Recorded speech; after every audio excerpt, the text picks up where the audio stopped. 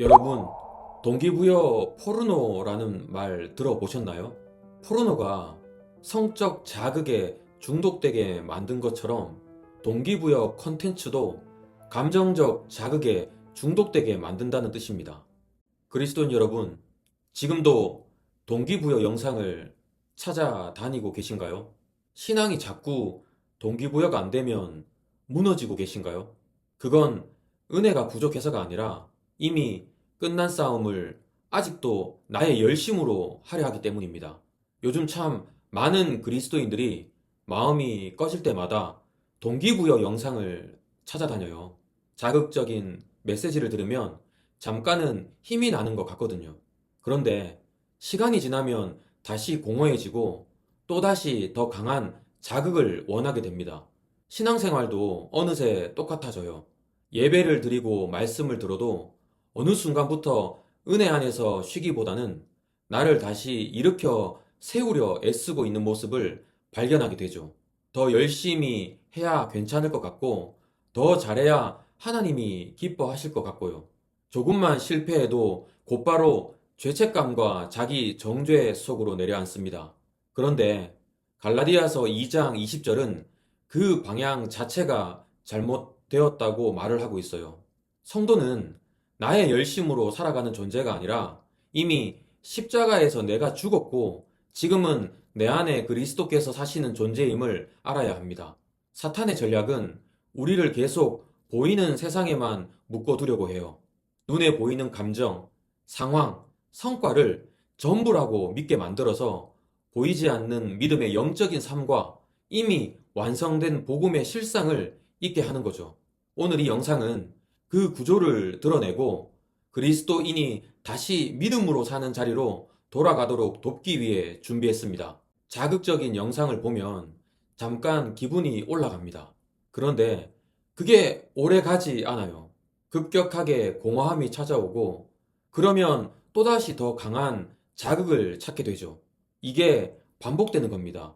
그런데 이 구조가 신앙 안에서도 그대로 나타나요. 더 열심히 기도해야 한다. 더 많이 섬겨야 한다.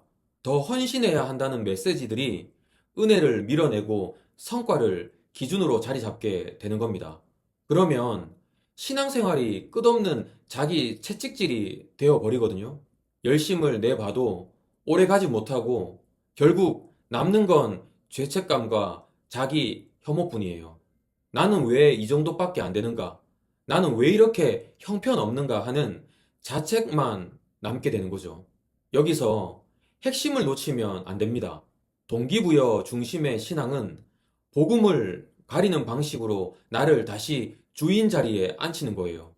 십자가에서 내가 죽었다고 성경은 말하는데 동기부여 신앙은 그 죽은 나를 다시 살려서 더 잘하게 만들려고 애를 씁니다.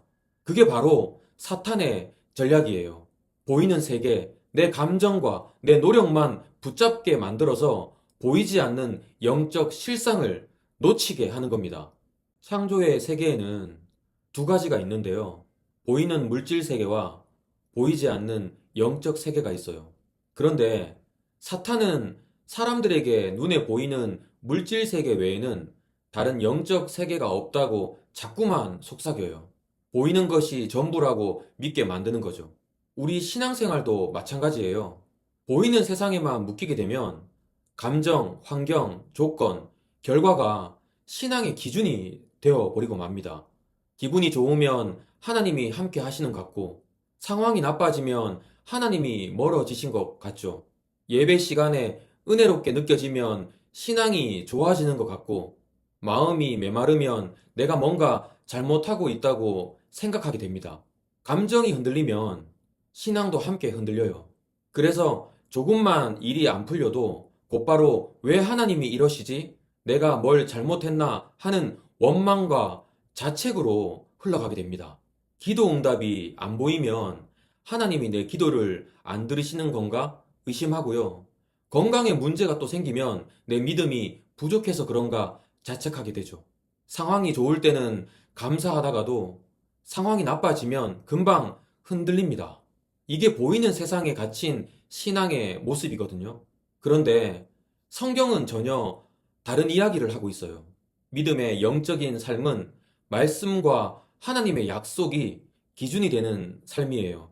내 감정이 어떻든 상황이 어떻든 하나님의 말씀은 변하지 않는다는 거죠. 이미 십자가에서 모든 것이 해결됐고 그리스도께서 내 안에 계시다는 그 사실이 흔들리지 않는 기준이 되는 겁니다. 성도는 보이는 세상에 갇힌 존재가 아니에요. 믿음 안에서 살아가도록 새롭게 된 존재입니다. 육신을 입고 세상에 살고 있지만 이미 영의 사람이 된 겁니다. 그러니까 우리는 보이는 세계의 지배를 받는 사람들이 아니라 보이지 않는 영의 세계, 믿음의 세계에 속한 사람들입니다. 이게 우리의 진짜 정체예요. 갈라디아서 2장 20절을 함께 보시죠. 내가 그리스도와 함께 십자가에 못 박혔나니 그런즉 이제는 내가 사는 것이 아니요 오직 내 안에 그리스도께서 사신 것이라. 이제 내가 육체 가운데 사는 것은 나를 사랑하사 나를 위하여 자기 몸을 버리신 하나님의 아들을 믿는 믿음 안에서 사는 것이라. 여기서 내가 그리스도와 함께 십자가에 못 박혔다는 말은 결심이 아닙니다. 앞으로 그렇게 살아야겠다는 다짐도 아니에요. 이미 일어난 사건이거든요. 2000년 전 십자가에서 예수님이 죽으실 때 나도 함께 죽었다는 거예요. 이건 영적인 사실이거든요. 내가 느끼든 안 느끼든 믿든 안 믿든 이미 일어난 역사적 사건입니다. 그런데 우리는 이걸 자꾸 놓쳐요. 그래서 신앙생활이 끝없는 자기 개선이 되어 버립니다. 나를 고치고 개선하려고 애를 쓰죠. 더 거룩해지려고, 더 성숙해지려고, 더 나은 사람이 되려고 발버둥을 칩니다. 그런데 이상하게도 반복적으로 무너져요. 열심히 해봐도 또 실패하고, 다짐해봐도 또 넘어지고, 그러면 또다시 나는 왜 이 모양인가 하는 자책 속으로 빠져들게 됩니다. 왜 이런 일이 반복될까요? 죽어야 할 나를 계속 살려서 고치려고 하기 때문입니다. 하나님은 옛사람을 고치려고 하시는 게 아니에요. 이미 십자가에 못 박아 죽이셨어요. 그리고 그 죽은 자리에 그리스도의 생명을 주신 겁니다. 그런데 우리는 자꾸 죽은 나를 붙잡고 이걸 더 나은 나로 만들려고 애를 쓰는 거예요. 성화는 더 나은 나를 만드는 과정이 아닙니다. 이미 죽은 나 위에 그리스도께서 사신다는 사실을 받아들이는 훈련이에요.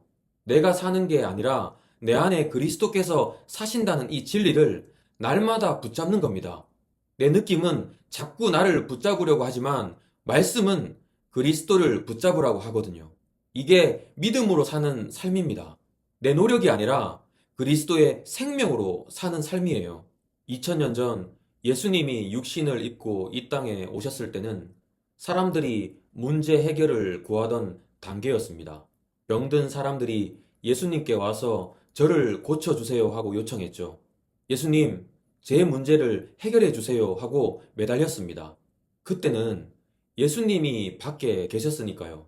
육신을 입고 계셨으니까 우리 안에 들어오실 수가 없었어요. 그런데 십자가와 부활 이후에는 완전히 달라졌습니다. 예수님이 십자가에서 우리 안에 있는 모든 죄와 질병과 저주를 다 짊어지고 죽으셨어요. 그리고 부활하셨죠. 그 부활하신 예수님이 이제는 영으로 우리 안에 오신 겁니다. 우리 안에 거하시면서 이미 해결하신 그 사실을 증거하게 하시는 거예요. 그래서 이제 우리의 신앙은 요청하는 신앙이 아니라 선언하는 신앙이 되어야 합니다. 예수님, 제 병을 고쳐주세요가 아니라 예수님이 이미 고쳐주셨습니다. 감사합니다로 바뀌어야 하는 거예요. 주님, 제 문제를 해결해 주세요가 아니라 주님이 십자가에서 이미 모든 문제를 해결하셨습니다로 바뀌어야 합니다. 이게 무슨 말인가 하면요. 우리가 문제를 바라보는 방향 자체가 달라지는 거예요. 문제를 붙잡고 이걸 어떻게 해결하나 고민하는 게 아니라 이미 해결하신 주님을 붙잡고 그분이 하신 일을 선언하는 거예요. 내 몸에 여전히 증상이 있을지라도 주님은 이미 채찍에 맞음으로 나를 고치셨다고 말씀하셨습니다. 그러니 이건 이미 고쳐진 거예요. 내가 느끼지 못해서 아직 모르고 있을 뿐이지 영적으로는 이미 해결된 거라는 겁니다. 성도의 삶은 문제를 붙잡고 애쓰는 삶이 아니에요. 주님이 이미 하신 일을 증거하는 삶입니다. 우리는 문제 해결의 단계를 이미 넘어선 사람들이에요. 이제는 그 해결된 것을 선포하고 증거하는 단계에 있는 겁니다. 내 안에 계신 그리스도가 어떤 분이신지를 세상에 나타내는 삶, 그게 우리의 삶이에요. 동기부여 중심의 신앙이 가진 가장 큰 한계가 뭔지 아세요?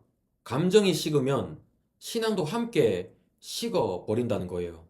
은혜 집회 갔을 때는 뜨거웠는데 집에 오면 식어버리고, 새벽 기도 열심히 나가다가도 며칠 지나면 또 무너지고, 말씀을 읽을 때는 감동이 있었는데 시간이 지나면 또 공허해지죠. 그러면 또다시 나는 믿음이 약해서 그렇다는 자기 정죄가 시작됩니다.